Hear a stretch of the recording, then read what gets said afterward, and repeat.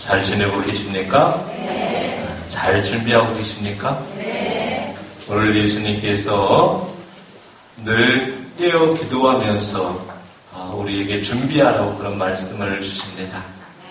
여러 가지 근심과 걱정에 늘 이렇게 절망하고 좌절하지 말고 하나님을 바라보면서 하나님의 말씀을 내 마음과 영으로 영접해드리고 그 말씀을 붙들고 말씀의 능력에 따라서 삶을 열어갈 때 예수님께서 이 십자가의 고난과 죽음을 이겨내시고 부활하셔서 우리에게 열어주신 부활과 생명으로 나아갈 수가 있습니다.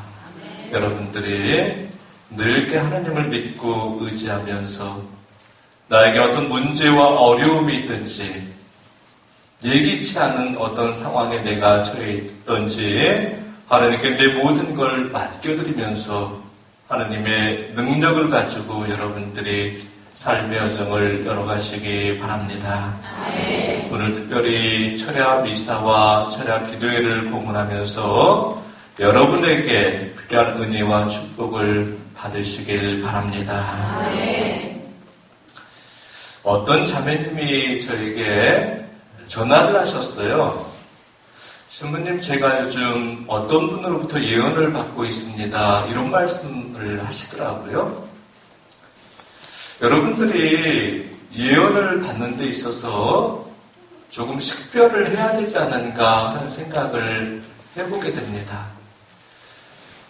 내가 누군가에게 예언을 받을 때는 공동체가 모여서 기도하고 찬양하면서 공동체 안에서 선포된 말씀을 통해서 예언을 받을 수가 있는 거예요. 근데 1대1의 그런 관계를 통해서 예언을 받는 것은 잘못된 예언입니다. 이건 분명히 사제로서 말씀을 드립니다. 왜 잘못된 예언인가? 하느님께서 내 개인에게 말씀을 주시고 그 말씀을 가지고 누군가를 향해서 예언할 때는 내가 완전한 그런 성화가 될 때 완전히 거룩함을 가지고 하나님과 일치된 모습으로 그렇게 내 모습이 변화가 될 때 내 예언이 하느님 입에서 나오는 예언이 될 수가 있는 거예요. 우리는 거룩한 사람이 아니에요. 거룩함으로 나아가는 여정에 있는 사람들이죠. 1대1의 예언을 받을 대상이 어떤 분인가? 성인들. 특별한 분들이에요. 그 성인들은 몇 분 되지 않습니다. 다 이렇게 돌아가신 다음에 성인 되신 분들이 계세요. 근데 살아계실 때 성인이 되신 분들이 계시는데 성인의 삶을 사신 분들이 계시는데 함부로 예언을 하지 않으셨어요. 그분들은 항상 하느님께서 말씀을 주셔도 마음과 영 속에 그 말씀을 간직하고 계셨어요. 꼭 필요할 때만 예언을 하셨습니다.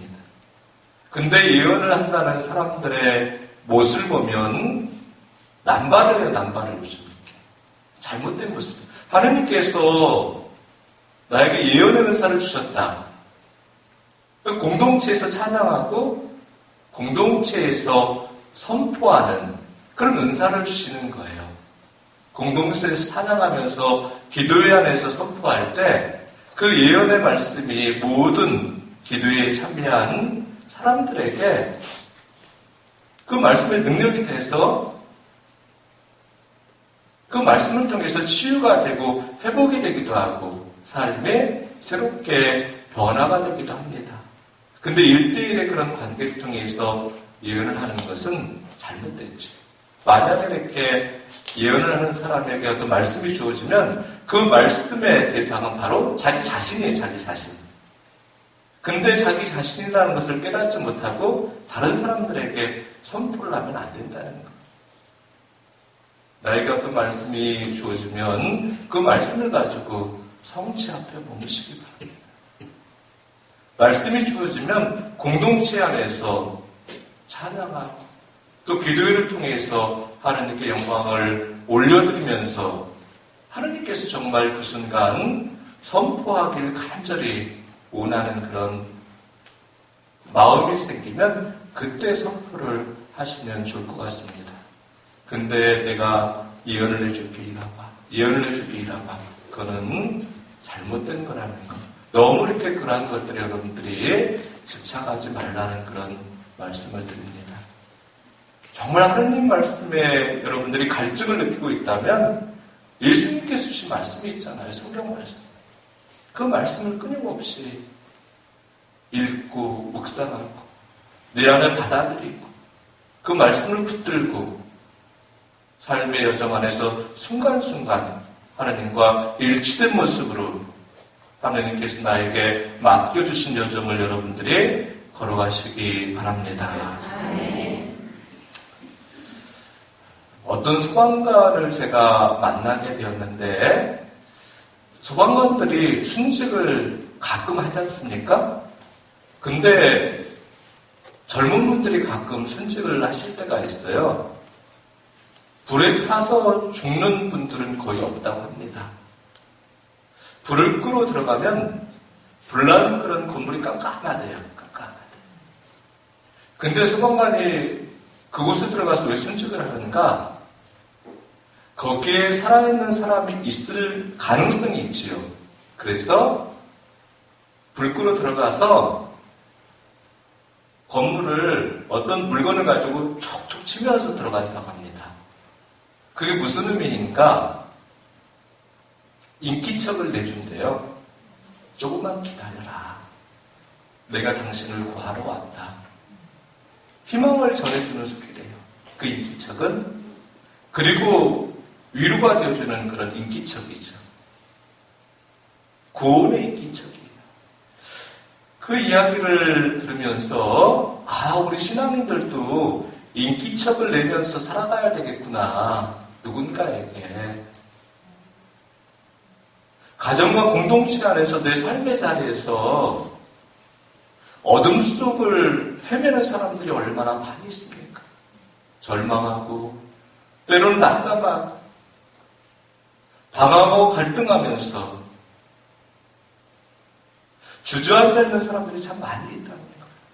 그때 내가 예수님께서 나에게 주신 사랑과 자비, 하느님께서 나에게 주시는 그 희망의 인기척을 그들에게 전해준다면 그들의 그 인기척을 통해서 다시 치유가 되고 회복이 될 수 있지 않을까.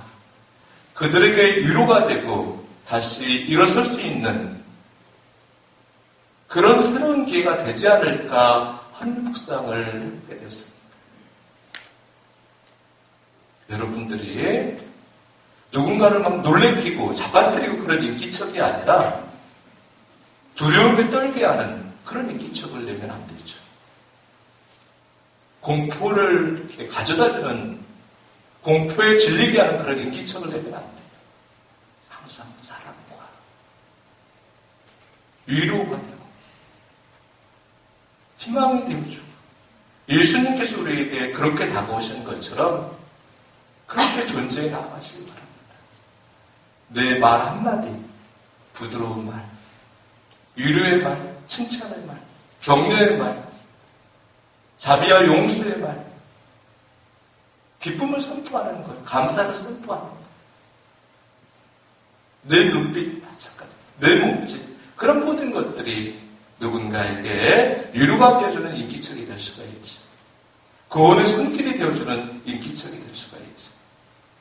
어둠을 빛으로 밝히는 인기척이 될 수가 있다. 절망을 희망으로 바꿔주는 인기척이 될 수 있다는 겁니다.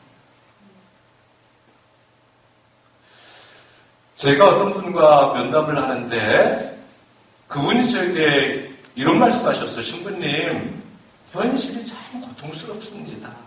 현실이 너무나 힘이 듭니다. 여러분들, 나는 현실이 행복하다 한번 손들어 보십시오. 그래도 많습니다. 현실에 너무나 감사한다 손들어 보십시오. 손들으십시오. 현실이 행복하고 현실이 너무 감사하다. 현실이 기쁘다. 한번 손들어 보십시오. 손들이세요. 내가 느끼는 현실은 어떤 것인가? 어떤 분이 저에게 신부님 현실이 너무나 고통스럽습니다. 힘듭니다. 나에게 현실은 과연 어떤 것인가? 묵상을 해봤어요. 가정에서 아내의 현실은 어떤 것입니까? 아내의 현실은 남편이죠. 아내의 현실은 남편이에요. 여러분들, 아기가 엄마 뱃속에서 태어났어요. 세상으로 이렇게 나왔어요. 근데 세상에 나왔을 때 그 아기의 현실은 누굽니까? 엄마예요, 엄마. 그 아기를 둘러싸고 있는 사람들이에요. 그 아기의 현실은. 현실은 주변 상황이 아니에요. 그 상황은 사람들이 만들어가는 겁니다. 나는 누군가의 현실이고 여러분들 또한 누군가의 현실이라는 거예요. 가정 안에서 내 자녀들의 현실이고 내 아내와 내 남편의 현실, 우리 부모의 현실이라는 건 내 자신이. 공동체 안에서 신부님의 현실은 신자분들이죠. 신자분들의 현실은 신부님이고 공동체 형제 자매들이고 신뢰님들이에요. 봉사자 공동체에서는 봉사자들의 현실은 봉사자들이죠. 근데 어떤 분들은 현실이 너무나 고통스럽다고 말합니다. 어떤 분들은 현실이 암담하다고 말을 합니다. 어떤 분들은 현실이 너무나 감사하고 기쁘고 행복하다고 그렇게 고백을 합니다. 내가 누군가의 현실이고 나 또한 누군가에서 현실을 느낍니다. 누군가에게 고통이 되는 현실이 바로 내 자신이 될 수가 있다는 것. 누군가에게 절망이 되는 현실이 내가 될 수도 있다는 것. 누군가에게 희망이 되어주는 현실이 내가 될 수도 있어. 기쁨이 되어주는 현실이 내가 될 수도 있어. 행복이 되어주는 현실이 내가 될 수도 있고 감사가 되어주는 현실이 내가 될 수도 있다는 겁니다. 여러분들이 하나님의 현실이다. 누군가의 현실이다.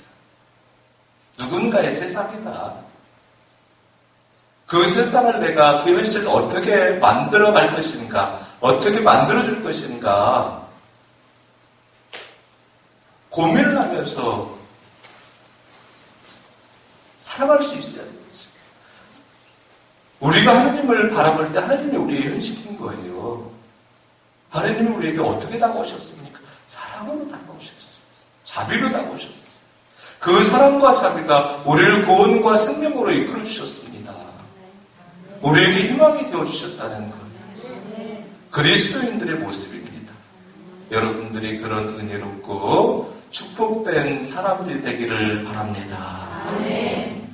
어떤 교회학자가 그리스도인들이 올바른 신앙생활을 하기 위해서는 12가지 규칙을 잘 지켜야 된다고 이야기를 했습니다. 책에 적혀 있더라고요. 그래서 읽어보니까 우리가 다 이렇게 하고 있는 거지만 잠시 여러분과 이렇게 은혜를 나누도록 하겠습니다. 우리가 하나님께서 기뻐하시는 모습으로, 하나님께서 만족하시는 모습으로 예수님을 따르기 위해서는 어떻게 살아가야 되는가?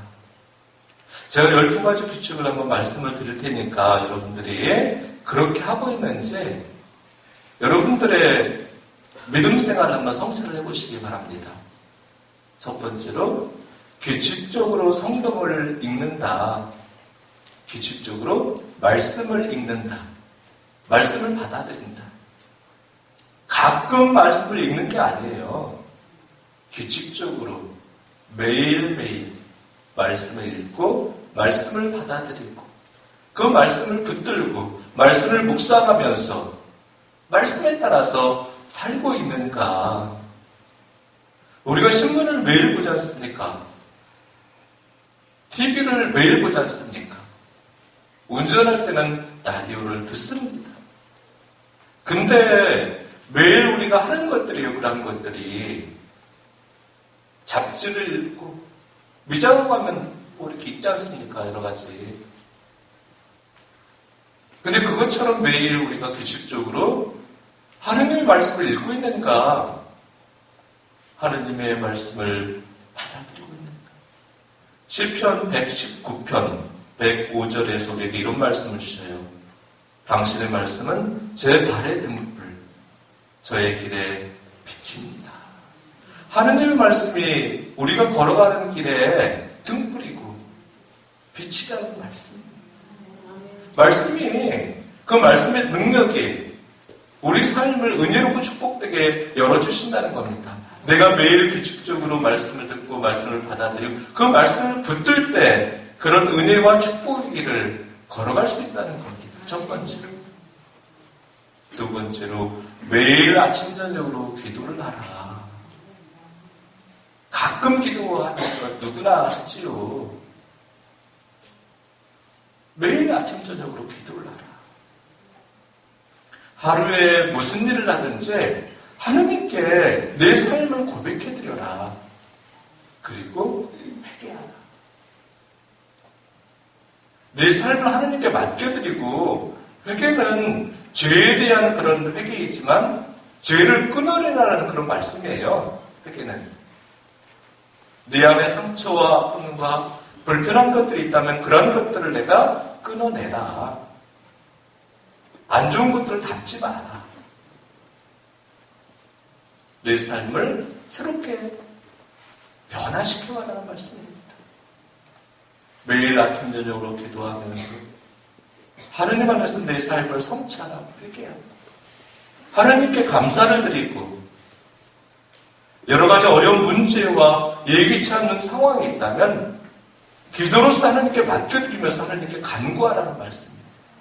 내가 하느님께 간절히 내 문제와 내 어려움을 맡겨드리면서 하느님 의탁해드리고 간구할 때 하느님께서 내 삶의 어려움을 풀어내시고 내 문제를 은혜롭고 축복되게 풀어내신다는 겁니다. 나만을 위해서 기도하는 사람이 되지 말고 누군가를 위해서 기도하는 사람이다. 매일 우리가 규칙적으로 기도하면 나만을 위해서 기도하겠습니까? 누군가를 위해서 기도합니다. 저도 묵주기도 하다 보면 계속 사람들이 떠올려져요. 내 기도가 필요한 사람이 떠올려지기도 하고, 정말 꼴보기 싫은 미운 그런 친구님들이 떠올려지기도 하고. 떠올려진다는 것은 그들을 위해서 기도하라는 거예요. 저주하라는 게 아니에요. 그 아픔과 상처를 기도할 때 하느님께서 나에게 맡겨다오. 왜 그렇게 네 안에 담고 괴로워하고 힘들어하니? 그 말씀이에요. 하느님의 인도를 받으라고, 하느님께서 이끄심을 체험하라는 거예요. 체험하라는 거예요. 시편 146편 18절에 또한 이런 말씀을 주십니다. 주님께서는 당신을 부르는 모든 이에게, 당신을 진실하게 부르는 모든 이에게 가까이 계신다. 내가 하느님을 부를 때 하느님께서 나와 함께 계신다. 하느님께서 늘 이렇게 내가 부르든 부르지 않든 나와 함께 계시지만 내가 하느님을 부를 때 하느님이 나와 함께 계심을 내가 체험하게 된다는 말씀입니다. 세 번째, 매일 성당에서 전례와 기도를 통해서 찬양을 하라. 내가 그렇게 찬양하는 미사를 봉헌하고 있는가? 찬양하는 기도를 하고 있는가? 여러분들이 내가 잠에서 일찍 깨든 늦게 깨든 일어나는 그 순간 하나님을 찬양하는 은혜롭고 축복된 사람들이 되기를 바랍니다. 아멘. 내가 하나님을 찬양할 때, 하나님을 찬양하는 습관을 가질 때 그 찬양이 내 삶을 얼마나 은혜롭고 축복되게 행복하게 해주는지 모릅니다. 늘 이렇게 그 찬양이, 하느님께 대한 찬양이 기쁨을 가져다 줘요. 하느님께 대한 찬양이 감사를 가져다 준다는 거예요. 복은 복을 가져다 주지요. 축복된 일을 우리가 해나가라는 거예요. 축복을 만들어가야 돼요. 제가 다리를 가끔 떨어요. 밥 먹을 때도. 그럼 어렸을 때 엄마가 복달아나게 있는 자식 이렇게 다리 떨지 말라고. 복을 만들어가는 그런 사람이 되라고. 축복을 만들어가는 사람이 되라고. 축복을 만들어가는 사람, 복을 만들어가는 사람. 그런 신앙은 어떤 신앙인가? 찬양하는 사람, 찬양하는 사람. 여러분들이 늘 찬양하는 사람들 되기를 바랍니다. 네 번째, 나의 가정이 항상 하느님을 모셔라. 하느님을 모셔라. 정말 우리 가정의 주인으로서 예수님을 모시고 있는 거예요. 가정에서 가족들이 함께 기도할 때 그때 예수님께서 하느님께서 우리 가정의 주인으로서 그렇게 초대를 받으실 수가 있는 거죠. 예수님을 초대하지 않으면 예수님께서 어떻게 들어오시겠습니까? 가족들이 모여서 기도로서 하느님의 자리를 마련하는 거예요. 내가 가족들과 함께 기도할 때 우리 가정에 하느님께서 함께 하심을 체험할 수가 있습니다. 우리 가정의 주인은 내 남편 아닙니다. 우리 가족들이 아니에요. 예수님. 하느님이 우리 가정의 가장으로서 하느님께 찬양을 드리는 성가정을 여러분들이 이루어가시기 바랍니다. 다섯 번째 주의를 거룩히 지내라. 하느님의 날이죠. 하느님의 날. 하느님은 타협될 수 없는 분이세요. 어디 놀러 가더라도 내가 놀러 가는 곳에 성당이 있나 없나 그걸 가장 먼저 찾아봐야 돼. 내가 잔치집에 가더라도 가장 먼저 하느님과 함께 동행해 나가야죠. 우리 가정에 나에게 어떤 문제가 생겼을 때 그 문제를 풀기 위해서는 나 혼자 급하게 달려가서는 안 돼요. 예수님과 함께 달려가야죠. 주의를 거룩히 지내라. 왜 하느님과 함께 해나가라는 거, 한 주간의 시작을. 주일날 어떤 일이 있어도 물론 쉬어야죠. 마음으로, 영으로, 몸으로. 예수님과 함께 시작하는 겁니다. 예수님과 함께. 지나간 모든 것들, 기도를 통해서, 미사 봉헌을 통해서 아버지 하나님께 맡겨드려야 돼요.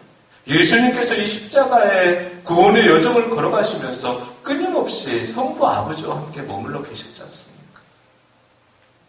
아버지께 맡겨드렸다는 거. 그리고 아버지께 위로를 받고 아버지께 새로운 힘을 얻으셨다는 거. 아버지께서 원하시는 그런 길을 걸어가기 위해서 아버지의 뜻을 찾으셨다는 거. 여러분 또한 그런 믿음의 사람이 되어야 된다. 그런 사람들 되시기 바랍니다.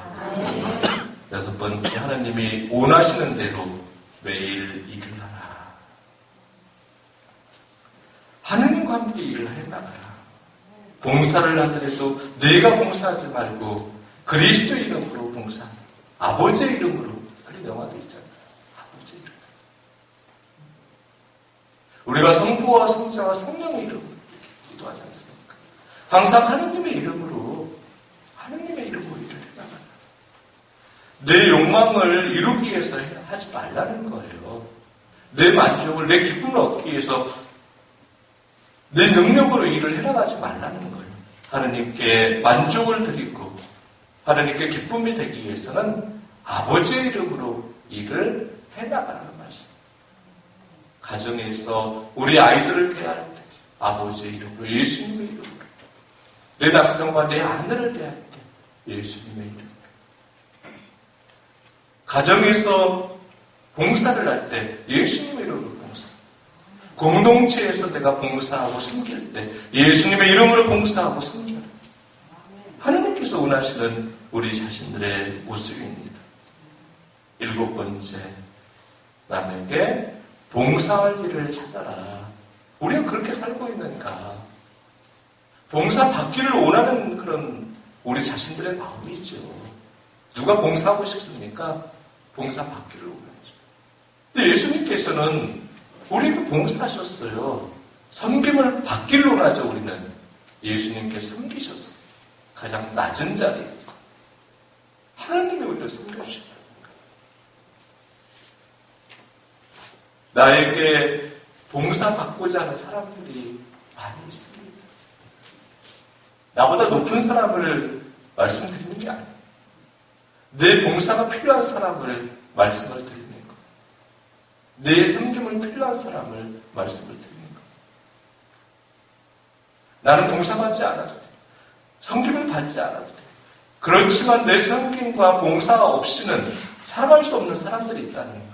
그런 나눔을 필요로 하는 사람들이 있다는 거예요. 우리가 그렇게 살고 있는가? 앞으로 여러분들이 그렇게 사시기 바랍니다. 네. 봉헌 생활을 하자. 8번째, 봉헌 생활을 하자. 봉헌은 하나님께 기쁨과 영광을 올려드리는 그런 삶이죠. 사제는 또 수도자는 자신들의 삶을 봉헌해드리잖아요. 하나님께.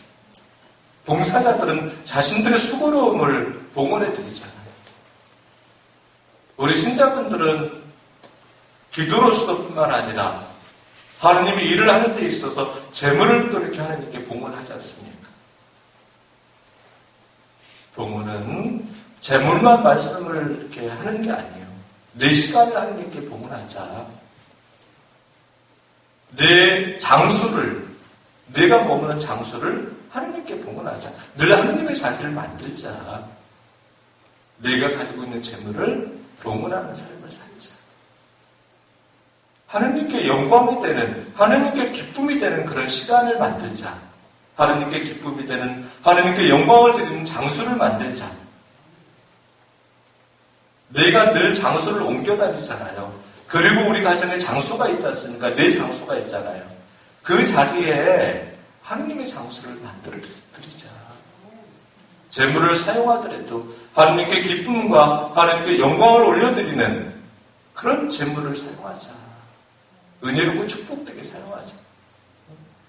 개같이 벌어서 정승처럼 쓴다는 말씀이 있잖아요. 그거 바로 그거예요. 개처럼 벌어서 개처럼 쓰면 어떻게 해요? 그거는 자기 욕망을 채우기 위해서 그런 거예요. 자기밖에 모르는 세상적인 인간, 육적인 인간이죠. 9번째, 즐겁게 살고 있는가? 항상 기뻐하십시오. 예수님께서 말씀하셨잖아요. 빌립보서에서. 항상 기뻐하고, 항상 기도하고, 매 순간 기도하고, 매 순간 감사하라.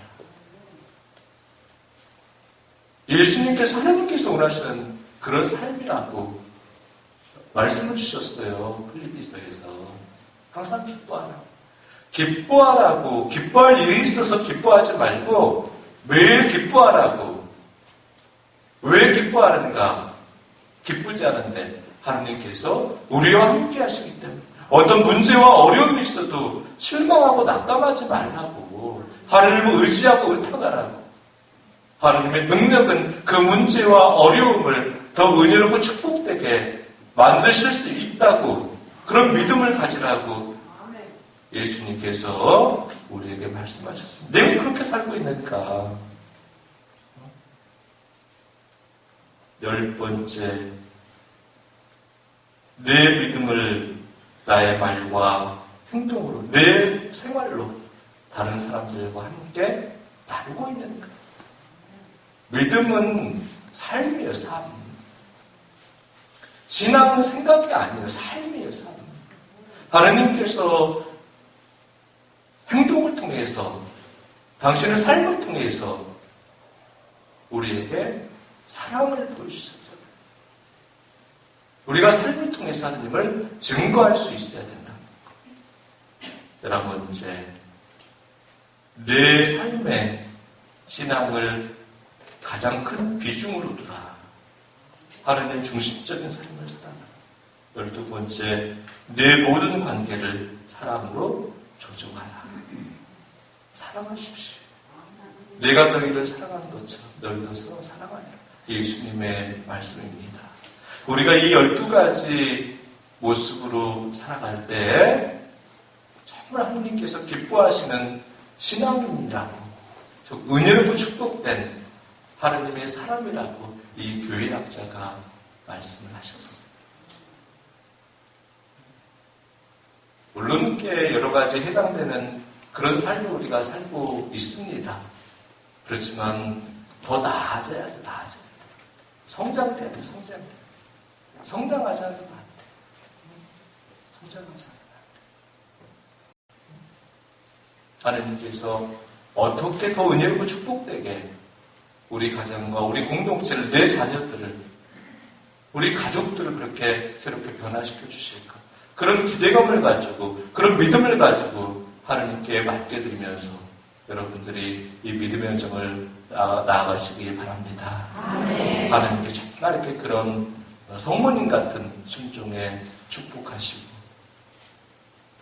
그 순종을 통해서 영광을 받으시고, 또 기뻐하신다는 것을 여러분들이 믿음으로 깨닫게 되기를 바랍니다. 아멘. 모두 일어나십시오.